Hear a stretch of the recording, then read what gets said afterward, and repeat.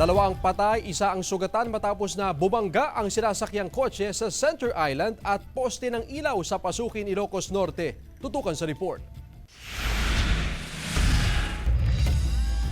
Nalakdaw ang manibela ng isang truck na may kargang basyo-basyo ng beer kaya naibangga ng driver sa puno at tumaob sa bahagi ng Solsona, Ilocos Norte. Nagkalat sa kalsada ang mga basag-basag na bote ng beer. Wala namang naiulat na nasaktan sa pangyayari. Pinagtulungan din ng mga residente na linisin ang pinangyarihan ng aksidente para hindi ito abala sa daan na trapiko.